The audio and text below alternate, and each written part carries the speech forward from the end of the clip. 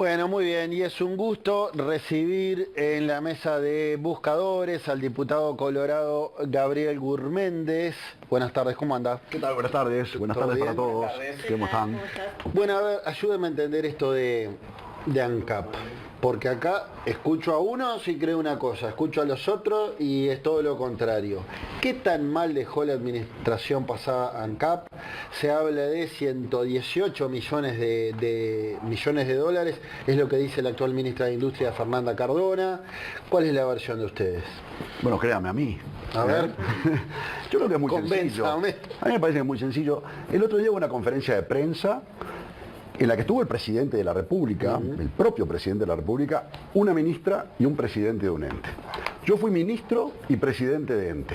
Cuando uno va con el presidente de la República, tiene que darle al presidente que va a hablarle a la ciudadanía todos los elementos. Lamentablemente esa conferencia fue una conferencia desinformativa, porque el ANCAP se planteó allí, el presidente dijo, me entero hoy, y dijo que ANCAP tenía pérdidas por 118 millones de dólares, que el Portland tenía pérdidas, que había pasado de 2 a 24 millones de dólares de pérdida, y que ANCAP estaba endeudada en 255 millones.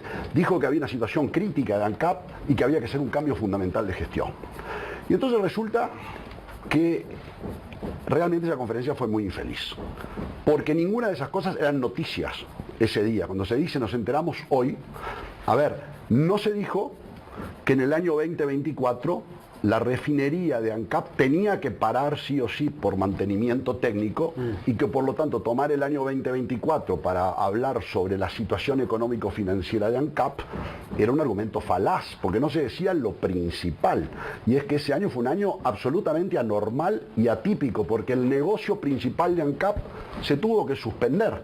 Además estuvo parada la refinería por medidas sindicales, ¿no? Además después estuvo parada, pero podemos hablar de eso después, pero para no perder el foco de la responsabilidad política que tiene un ministro cuando sale a la ciudadanía a decir cosas, porque además tampoco era novedad, porque todos sabemos que la refinería paró y durante todo el año pasado lo escuchamos a Stepanisic explicando que venían pérdidas de ANCAP, y esta noticia de los 118 millones de dólares salió en primera plana no quiero mencionar medios, pero primera plana de diarios nacionales un mes antes que hablar el presidente de la República, diciendo cuál era la cifra y cuál era la razón del endeudamiento. Yo tengo el informe de ANCAP.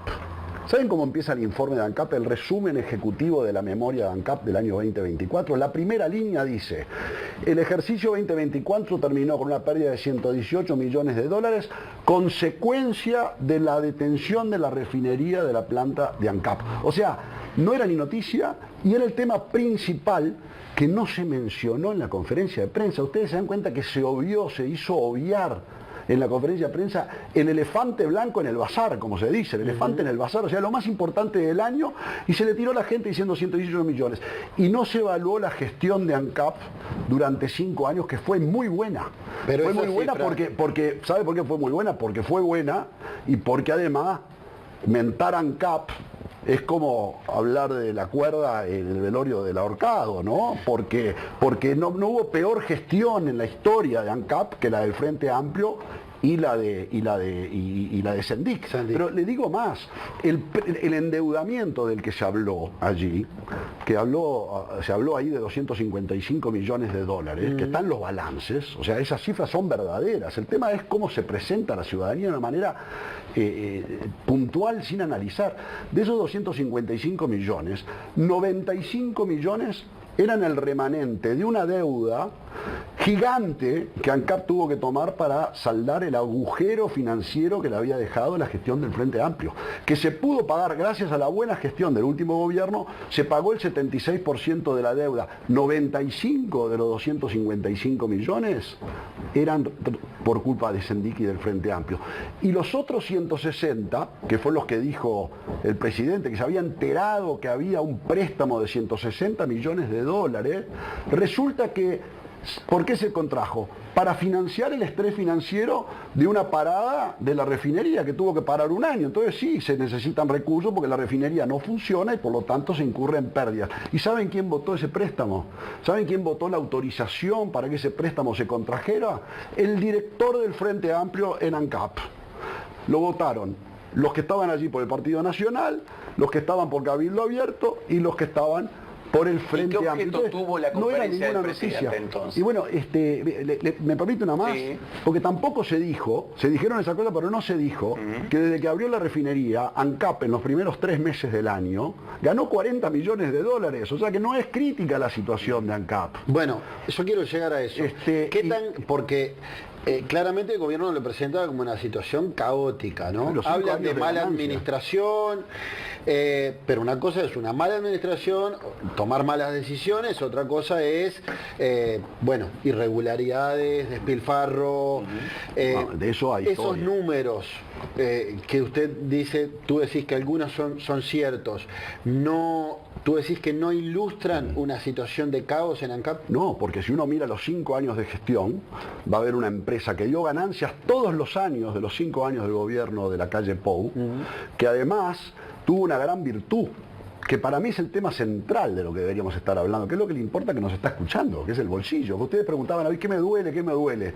Yo dije, ninguno de ustedes dice que le duele el bolsillo después de lo que hizo ANCAP, que es lo más tremendo de todo. No, porque cuando vamos a la estación de servicio, y te duele. ¿Sabes lo que pasa? Que durante 5 años, no solamente ANCAP se manejó bien y dio ganancias, salvo el último año que eligieron para la conferencia de prensa por estas razones, sino que lo hizo con una política que se instrumentó con la LUC del gobierno anterior, que es lo que se llama el precio de paridad de importación. ¿Qué quiere decir esto para la gente en criollo? Sí, es bueno. En criollo, ¿qué es? Que, a ver, el combustible en Uruguay tiene básicamente 2 componentes importantes de precio. Uno es el precio del petróleo, el precio de lo que cuesta el petróleo y que tiene que ver la materia prima con la que se hace el combustible, y la otra cosa son todos los costos que le incorporamos en el Uruguay, que son los impuestos, los fletes, los costos locales. Pero el más importante, el que se mueve en el mundo, es el precio del petróleo. Resulta que lo que hizo el gobierno de la calle Pou fue establecer un sistema. Bueno, vamos a darle transparencia a la gente. Cuando el precio del petróleo sube, evidentemente tenemos que subir los combustibles. Cuando el precio del petróleo baja, tenemos que bajarlo. Lo que no podemos hacer es subir los combustibles cuando se nos da la gana y con eso recaudar. Entonces fue una política transparente. En los últimos 5 años Antel dio ganancias y las dio manteniendo el precio de los combustibles de acuerdo a lo que indicaba los precios de paridad de importación. Bueno, lo que hizo este gobierno... ¿Qué dijo Antel? Me pasa, tengo una especie de chip. En vez de decir ANCAP, dijo Antel. Pero y no me paga nada Antel. Se entiende. Pero voy a la pregunta que me hizo Bambino. ¿Por qué la conferencia de prensa? Bueno, la conferencia de prensa justo viene a hacerse unas horas antes, unos días antes, que el gobierno cambia la política que venía llevando el gobierno de la calle Pou, y en vez de acompañar los precios del petróleo con los combustibles, hace una cosa distinta. ¿Qué pasó en el mundo? Vamos a ver qué pasó en el mundo. En el mundo el precio del petróleo se está desplomando fuertemente. Y después que habló Trump y armó el lío que armó en las relaciones internacionales y comerciales, el precio del petróleo bajó más, porque la gente dice, ¿qué está pasando en el mundo? Lo primero que hacen es, vamos a parar un poquito la mano. Entonces el precio del petróleo se desplomó. Entonces en el Uruguay, si hubiéramos respetado la política de precios de la calle Pou, la política de precios de paridad de importación, el gasoil, que es un insumo fundamental para la producción nacional y agropecuario, tendría que haber bajado 3 pesos y bajó 0,75. Entonces, ¿qué pasó en el Uruguay? Que todo el mundo empezó a hablar de la refinería y la parada de la refinería, porque estamos hablando de la parada de la refinería, que no se mencionó en la conferencia de prensa, porque se mencionó después que nosotros trajimos el tema, porque antes no se hablaba, pero estamos hablando de cosas. Y lo accesorio, lo principal es que el precio de los combustibles tendría que haber bajado más y no bajó lo que baja en el mundo. El gobierno de la Argentina, nuestro vecino, competidor, que vende los mismos productos que nosotros, bajó el precio de los combustibles el mismo día o el día antes un 4%. Y en el mundo está pasando eso. Y nosotros nos quedamos con los precios altos para el tractor del agropecuario, para la moto del ciudadano. Entonces, ¿qué pasa? Que el ministro Done, que es una persona sensata y seria y profesional, nos dice a los uruguayos con razón, porque todos lo dijimos además en la campaña electoral, yo mismo cuando era precandidato lo decía, la salvación del Uruguay viene por el crecimiento económico. para crecer económicamente tenemos que bajar gastos, gastos del Estado, gastos de la economía y todos los gastos, entre ellos el combustible. Entonces, no bajar los combustibles es lo que tenemos que bajar.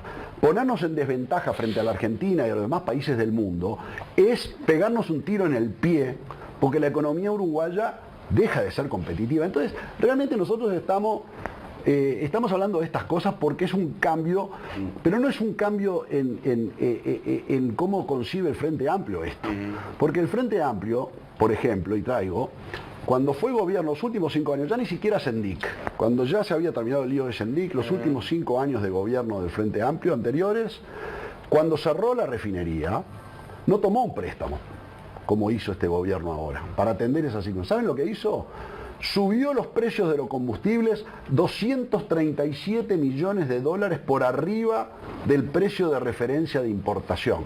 Es decir, lo pagamos todos los uruguayos el sobrecostos. Que si entiendo bien, ustedes interpretan que esto de no tomar como referencia el PPI, el precio de paridad de importación, y de quejarse de la herencia maldita, qué sé yo, viene a encubrir un aumento en los combustibles. Y fue es lo que ustedes interpretan. Y uno ve los hechos y cada uno saca sus conclusiones.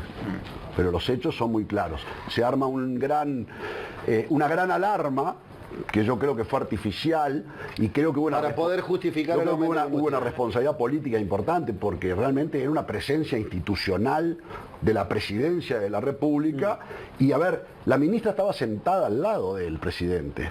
Estaba sentada al lado, tendría que haber levantado la mano y haber dicho, sí, pero acuérdense que cerró la refinería, sí, pero acuérdense que el director del Frente Amplio votó este préstamo, no es tanta sorpresa.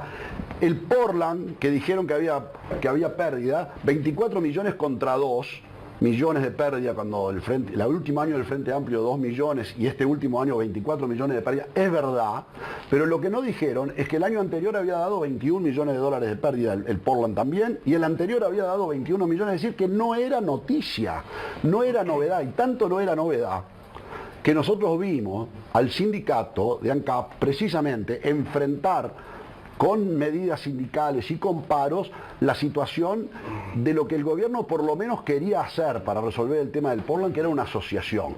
Entonces, y además qué paradoja, porque el problema de la refinería que se hizo tan larga es porque el sindicato hizo medidas, pero no contra el tema petrolero, la política petrolera o de precios de ANCAP, sino por el Portland. Entonces no era novedad que el Portland estuviera perdiendo plata, había que hacer algo, el gobierno quiso hacer, y entonces no se puede decir un viernes de tarde, noticia, el Portland viene perdiendo, porque viene perdiendo desde hace muchos años. Y entonces, ¿sabe con qué pregunta me quedo yo?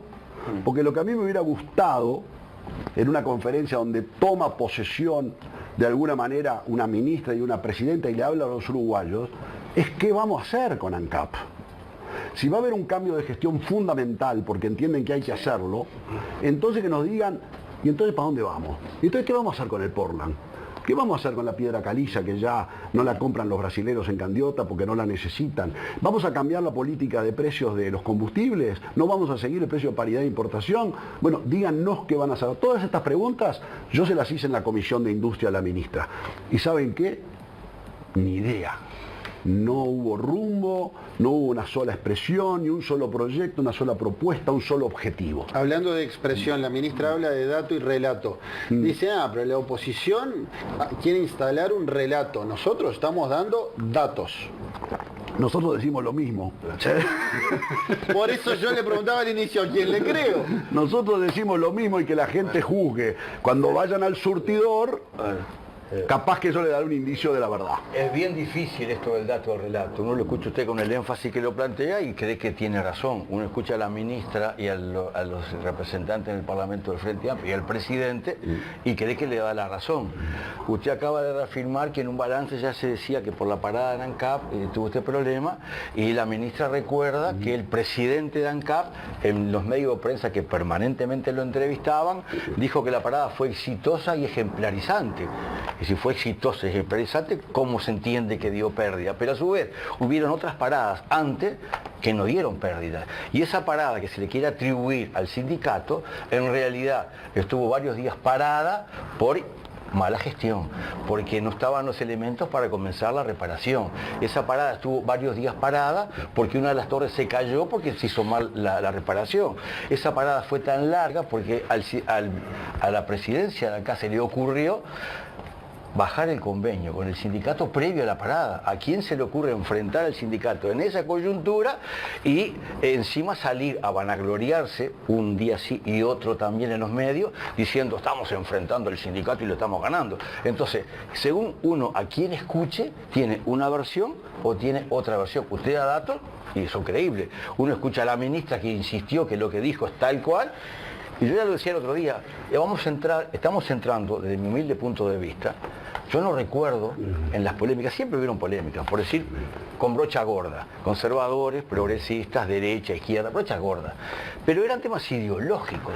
Ahora acá está el relato y está el dato, entonces todos meten datos que parecen creíbles, son distintos, y a su vez mezclan relato con dato y la verdad que encontrar cuál es el punto medio es muy difícil. Usted con énfasis dice un punto de vista. La ministra y los diputados que la acompañaron con énfasis dicen lo contrario. Usted dice una cosa, el sindicato dice otra. Claro, al sindicato casi no lo escucharon, porque los grandes medios una y otra vez entrevistaban al presidente de ANCAP que orgulloso decía cómo estaba pulseando y le estaba ganando el sindicato. Es muy difícil, mi estimado Gurmendi, llegar a un punto medio, me parece, con todo respeto. No hay que llegar al punto medio, hay que llegar a la verdad. Pero le acabo de preguntar, que usted acaba de decir que yo le conté lo de la ministra. Dijo, el presidente de ANCAP decía con orgullo que fue sin dar pérdida y fue ejemplarizante. Y resulta que ni fue ejemplarizante. Le cuento lo que yo creo. Sí. La primera cosa que no quiero dejar pasar es que usted dijo que cuando el Frente Amplio se cerró la refinería, que yo lo comenté al pasar, sí, no había dado pérdida. No había dado pérdida porque nos arrancó la cabeza con las tarifas cuando cerraron la refinería y nos sacaron 237 millones de dólares más. Punto uno. Punto dos. Sobre la gestión de la refinería y la parada de la refinería, lo que la ministra dijo que se había demorado mucho y la planeación, se olvidó de comentar que había habido una pandemia que corrió un año, todo el problema logístico de la cerrada de la refinería. Yo creo que Stepanisic hizo una buena planeación del cierre de la refinería. En mi opinión, creo que se le endilga. En realidad la crítica que hace la ministra no debería ser a Stepanisic, porque yo que fui presidente de varias empresas públicas, sí, y de otras empresas privadas, le puedo decir que la planeación, la gestión operativa, logística y la ejecución de las políticas que definen los directorios la hacen los profesionales técnicos y gerentes. Es a quienes al final se le está haciendo una muy fuerte crítica por parte de las autoridades políticas a la gente que está ahí adentro. Pero aún así, yo quiero decir dos cosas más. Primero, la parada de la refinería efectivamente fue alterada por la situación de relaciones laborales, sin atribuir las responsabilidades, si usted quiere, se las atribuye a Stepanisic por lo del convenio y por lo de planeación. La de planeación es de los gerentes de ANCAP. La denuncia del convenio fue en el año 2021, no fue en el año de la parada técnica. ¿Y sabe por qué fue? No tiene nada que ver con la refinería, fue porque el sindicato de ANCAP abusó del régimen de horas de licencia para llevar adelante actividades sindicales que debía haber sido del orden de los 2.700 horas por mes y utilizaban 8.000 horas de licencia sindical y ese fue el abuso que se constató. A mí no me importa la razón. Abusaron de las horas sindicales. La razón fue que estaban trabajando para la LUC en contra del gobierno. Esa es la verdadera razón. Pero el tema es que abusaron, y fue 2 años antes de la planeación de la refinería cuando estábamos todavía en pandemia. Pero además, ¿sabe lo más importante para mí, Alberto? Dígame. Es que nosotros no estamos para hacer una disección forense, claro, me parece, de si se hizo bien o mal la refinería. Lo grave del problema es que estamos hablando de la cuestión de la refinería, que fue un hecho discutido hace 2 años, cuando el tema de la refinería lo obviaron en la conferencia de prensa. O sea, la gravedad de la situación política, yo por eso pongo el énfasis, podemos discutir 10 años, estuvo bien o mal hecha la parada de la refinería, me encantaría que Stepanisic la pueda defender, pero no lo puede hacer porque no le permiten, porque está sujeto a jerarquía, él es funcionario de ANCAP, entonces no puede hablar, tenemos que hablar nosotros y obviamente no tenemos toda la película, él no puede hablar. Le pongo un último pero no ejemplo. me importa a mí, porque ¿sabe lo que tendría que haberle dicho? Al presidente le tendría que haber dicho, presidente, vamos a tener conferencia de prensa, mirá presidente que las pérdidas son porque la refinería de ANCAP tuvo que pararse. Fue muy mala, podrían haber dicho, fue muy mala la parada de la refinería. Nosotros somos muy críticos de la parada de la refinería, pero no se puede dejar de mencionar este tema en una conferencia de prensa. Lo ocultaron y yo creo que realmente se generó una alarma. Le pongo el último dato, y usted sabrá, en esto que es dato, relato, el relato y el dato. Usted nombra la LUC y está parámetro para ver el precio del combustible. Bueno, la ministra insiste que 4 veces solamente se aplicó lo que decía esa situación de la LUC. En 34 veces, en 34, solo 4. Y usted vuelve a insistir con eso que la LUC 4 veces lo aplicaron. O sea que incumplieron. ¿Le puedo hacer una pregunta? No, haga la que quiera, yo le digo los datos. Es el mismo dato, usted lo da de una manera, la ministra lo da de otra manera. Si a usted le dicen, ¿sabe qué? ¿A quién le creo? Si usted a su mujer le dice... ¿A quién le creo? Si usted va a su mujer y le dice, ¿sabes una cosa? Yo no tengo mujer para empezar. Bueno, a la mía, ¿no? Bueno. Le digo, che, Laura... Nadie tiene mujer, si me Laura, permite. Laura... Mujer no es de nadie. La señora que ha contraído conmigo... Yo le digo, che, Laura, te gastaste toda la guita esta semana, ¿qué te pasó? Me dice, no, yo al súper fui solamente 4 veces este mes. No, solamente la metodología de conteo, es decir, fui 4 veces o fueron 4 veces que ajusté, está escondiendo la verdad, porque la pregunta es, ¿cuánta plata se cobró por arriba del precio de paridad de importación? Y sabe una cosa, si uno analiza los 5 años de periodo del Frente Amplio y los 5 años de periodo del gobierno de la coalición, resulta que el Frente Amplio cobró por arriba del precio de paridad de importación, los ajustes, 800 millones de dólares. Y el partido de la coalición, con su política de combustibles, le cobró a los uruguayos 700 millones de dólares menos que el precio de paridad de importación. Y ahí está la madre del borrego. Fer, Susi, digo. No, preguntarle, que creo que sí, ya lo dijo, que si piensa que esta conferencia en realidad lo que tiene es la intencionalidad de esconder el ajuste de tarifas que se viene y que se vendrá, y el no uso del precio de paridad de importación. Yo ese juicio, yo veo los hechos como se dieron y creo que hablan de alguna manera. El presidente es una institución que nosotros tenemos que cuidar y respetar, como yo lo hubiera respetado como ministro y como presidente. ¿Sabe lo que escondieron, Susana? ¿Sabe lo que escondieron? El informe de la URSEA. Porque ¿qué hacía el gobierno antes? El gobierno de la coalición publicaba el informe de la URSEA de precios de paridad de importación y después, cuando eso se hacía público, lo tomaba como insumo, decidían, podían subir o bajar, eso es libertad del Poder Ejecutivo, pero transparentaban. Entonces la gente sabía, decía, bueno, mirá, los precios de paridad de importación bajaron, debemos esperar una bajada del precio de los combustibles, vamos a discutir, y se armaba una batahola bárbara, ¿no? Si bajaba, si tenía que bajar el PPI, si tenían que bajar los combustibles, el gobierno lo publicaba, después no lo hacía, se armaba un lío de novela. ¿Qué fue lo que pasó? Las personas que estábamos informadas de veníamos siguiendo la gestión, veníamos mirando en la página web de la URSEA, che, ¿cuándo sale el informe? ¿Cuándo sale el informe? Vos sabés que no salía y no salía y no salía. Yo empecé con los Twitter, que ahora está de moda, y empecé a decir, ¿qué pasa con el informe de la URSEA? Que no salió. El 28, el 27, el 29. Uno me decía, Gurméndez, desactualiza el tweet, porque ya es 29 y todavía no lo publicaron, ni es 30, no lo publicaron. ¿Y saben qué? Nunca lo publicaron hasta que salieron los precios de los combustibles. O sea, en vísperas del 1 de mayo, cuando la gente ya estaba yéndose para comprar la carne para el asado, para el 1 de mayo, ya con otra cosa en la cabeza, ya se estaban cerrando los ómnibus, ahí se tomó la decisión de no bajar el precio del gasoil, lo que tenía que bajar. Y de noche o al ratito, más tarde, después de eso, cuando ya el tema era, como dicen los españoles, a toro pasado, ¿no? O sea, ya había pasado, ahí apareció el informe de la URSEA en la página web de la URSEA después. ¿Y saben con qué fecha apareció publicado? 28 de abril.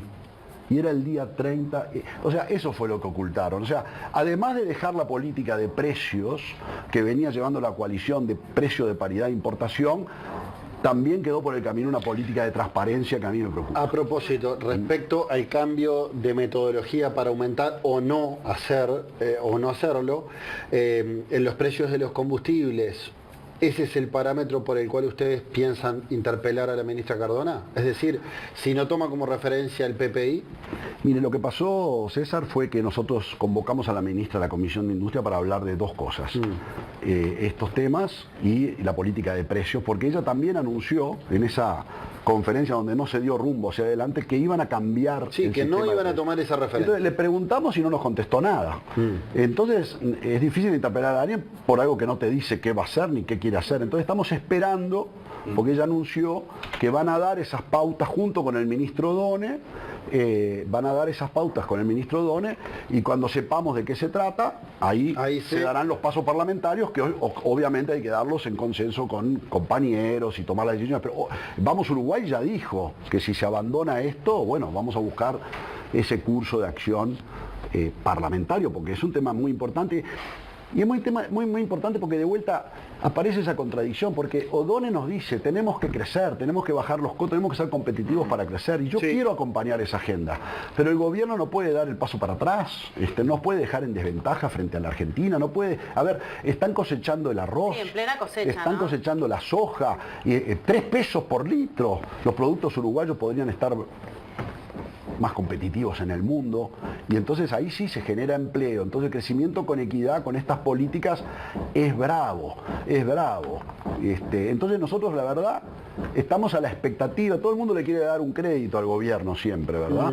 Pero si el gobierno no dice para dónde va y las señales que da son para atrás, entonces a uno le preocupa. ¿Fue un error comprometer al presidente de la República en esa conferencia, o fue un error la conferencia? Y bueno, el presidente es el presidente de la República y él decide cómo, cuándo y de qué forma debe salir. Pero yo miro a la ministra y me trato de poner en su lugar si yo fuera, ¿no? Yo si fuera lo hubiera hecho de una manera distinta, pero como ministro, ¿no? El presidente es el presidente y creo que tienen el deber de cuidarlo. Gran parte de la oposición ha dicho, no le dieron toda la información, se la dieron parcial, se la dieron tarde, no supieron, bueno, justamente, cuidar al presidente. ¿Tú entendés, compartís eso? ¿Entendés que no se le dio toda la información? Y sí, porque o además, todo el contexto. Pero además la información era información que ya era, en muchos casos era conocida desde hace meses y meses. Entonces, sí, tenían un integrante del directorio, pero además no podían de todo, decir, a nivel parlamentario me entero hoy de algo que todo el mundo sabía desde hace meses, en algunos casos, que iba a dar pérdida de refinería meses, que el préstamo era necesario, lo había votado el director del Frente Amplio, que Portland daba pérdida también. Es decir, todo Madrid lo sabe, de vuelta, para hacer una expresión española. Hoy estoy con los españolismos. Diputado de Vamos Uruguay, Partido Colorado, Gabriel Gurméndez, gracias por esta charla. Muchas gracias. Y gracias por la invitación. No, por favor, a las órdenes. Bambi, ¿tenemos mensaje de la gente? Vamos con mensajes, sí, señor. Dice, por ejemplo, este mensaje. Buenas tardes, las famosas letras de minas, dice el 056. Hola a todos. ¿Qué pasa con la letra de minas? ¿Te acuerdas que se había cuestionado el tema del costo de las letras del cartel de minas? Exactamente. ¿Qué pasó con el cartel de minas? Y me parece que siguió para adelante. ¿Siguió para serio? Exactamente. Sí. Después ¿De quién era el terreno? ¿Se supo eso al final? ¿Se expropió? ¿Lo regaló el tipo? ¿Hubo un estudio de ver si se cambiaba parte del cerro, si se podía hacer eso o no? No tengo idea. El 322 Este país es raro. Totalmente de acuerdo con Bambino, triste la política de estos bichos acomodados, dice el 322. Busca, muy de acuerdo con Bambino, gran verdad, acaba de decir saludos 557. Después dice la televidente más chiquita, creo que el conductor la conoce. Y es una foto